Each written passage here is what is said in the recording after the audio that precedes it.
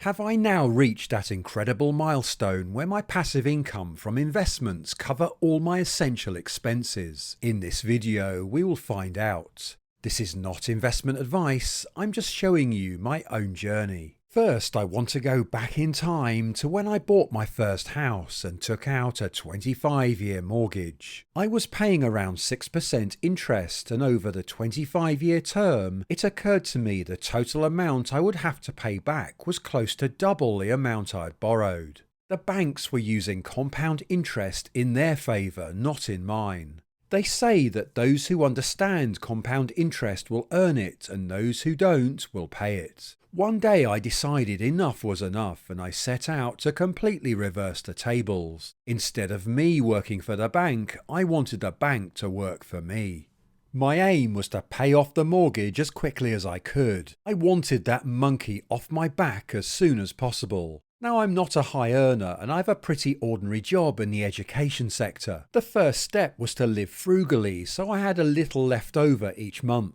I also learned how to fix things when they were broken, which not only saved me money but was tremendously satisfying too. I went on cheap domestic holidays rather than more expensive ones abroad, and I kept my cars until they literally fell apart. I even kept bees and sold the honey to family and friends. Every little helps. When I had accumulated £1,000 in savings, I overpaid the mortgage. This reduced my monthly mortgage payments and I could immediately see measurable progress. Not only were my monthly mortgage payments falling, but it also left me with a little more money each month, so I reached my next £1,000 in savings in a shorter time. I would then make another overpayment. This relentless attack on the mortgage was soon beginning to snowball, and my love of compounding had started.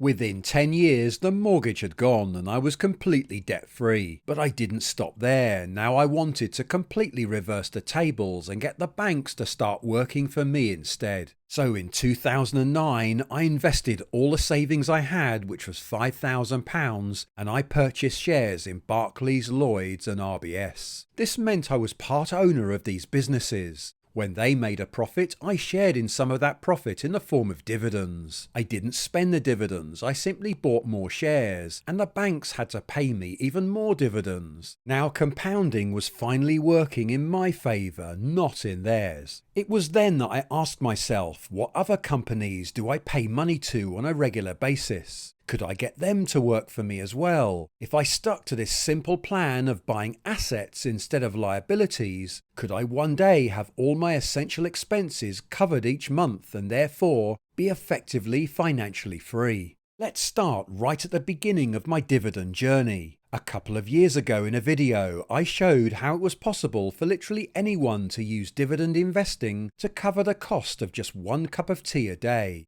Let's first look at the cost. The water is 0.05 pence. The electricity to boil the water is just over a penny. A tea bag will set you back 1.2 pence. And if you really want to push the boat out, then a dash of milk will cost you 0.7 pence. Our single cup of tea has cost us 3 pence in total. For a cup of tea every day, we need to make around £12 a year in passive income. Sainsbury's shares currently pay a dividend of 5%, so an investment of just £250 in Sainsbury's shares would be more enough to cover the cost of a cup of tea a day.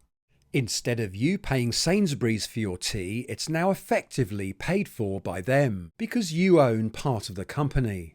Now, a humble cup of tea might not seem a big deal, but when I started, I simply set small targets along the way. Of course, I didn't in reality spend the money on tea, I simply reinvested it and worked towards a bigger target. By the end of 2010, my portfolio was generating enough to afford a regular hamburger each day. And by 2011, my passive income was enough for a daily Big Mac. And by 2012, my dividends could cover the price of an entire Big Mac meal a day. I've been snowballing my dividend portfolio for 15 years. Let's see what essential bills my dividends cover today. For the whole of 2023, my electricity bill came to £780, but I'm a part owner of several electricity companies. In 2023, I received dividends from all 5 of them, and they paid me a total of £2,358. These companies can now pay for my entire electric bill many times over. I've completely reversed the tables. My water bill for 2023 was £300. Well, I don't have to pay a penny for it out of my wages if I don't want to, because I'm an owner of United Utilities, and they paid me £343, which more than covers my water bills if I wanted it to.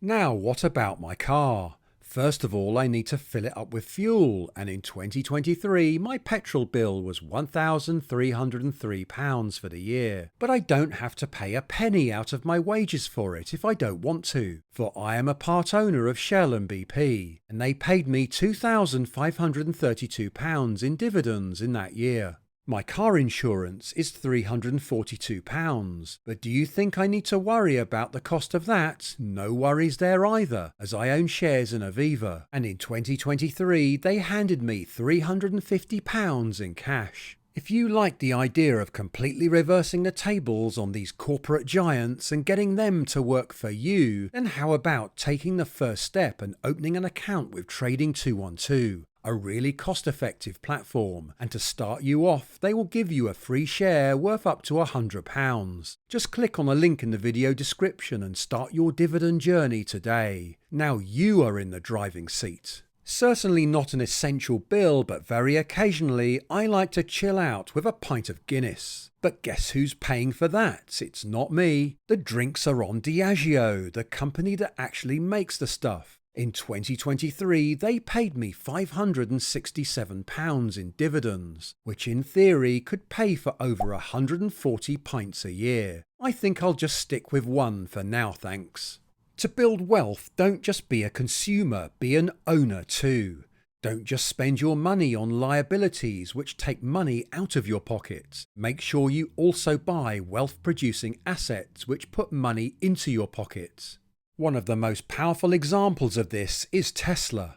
If you bought a Tesla Model S in 2012, it would have cost you $77,000. The same car would now be worth $20,000 as it depreciates and loses money over time. But if you had spent your $77,000 on Tesla shares instead, you would have nearly $8 million today. Buy assets, not liabilities. Now on to shopping. My total supermarket bill for 2023 was £3,240. However, I do own shares in Tesco, Unilever, Tate & Lyle and Haleon, which paid me a total of £1,813 for the year, which I could use towards my shopping bills if I wanted. Now I've left the best until last. Do you remember that bank that had the cheek to demand double the amount I borrowed from them for my mortgage? Well, not only do I now not owe the banks a penny because I'm debt-free, but I've completely reversed the tables on them. The banks now pay me a shed load of cash for doing absolutely nothing. I'm a part owner in Barclays, Lloyds, HSBC and IG Group. And in 2023, they paid me £2,046 in dividends. Well, that's the shopping bills covered for sure. So far, I've just listed some of my essential bills and some of the dividends which cover them. But what's the full picture of all my essential yearly expenses, and do all my dividends cover them? On the left are all my essential bills for the whole of 2023. In reality, I do spend more than this every year, but I consider those listed here to be the essential ones. I haven't included, for example, various subscriptions, eating out, or holidays, for example. My total essential spend for the full year of 2023 was £12,009. My share dividends, which I've listed on the right, come to £15,190, and as I use a stocks and shares ISA, it's all tax-free. But I also have premium bonds kept out of the market as my emergency fund, and the prizes in 2023 for the full year came to £3,075, which is also tax-free. Premium bond income does fluctuate from year to year, however. This puts the grand total in passive income for the year at £18,265. Not only do my investments pay me a stream of passive income, but there is capital growth on top. The total for 2023, that's the share price growth, plus dividends, was 9.6% for the year. And over the last 18 months, the total return is 22.6%. So as well as capital growth, my essential expenses are more than covered by my passive income. This is not a get-rich-quick scheme, however, and it's taken me 15 years consistently investing spare money each month into income-producing assets, no matter what the market is doing. Now, to find out why you need to buy assets instead of liabilities in order to generate wealth, then click this video here. See you next time and happy investing.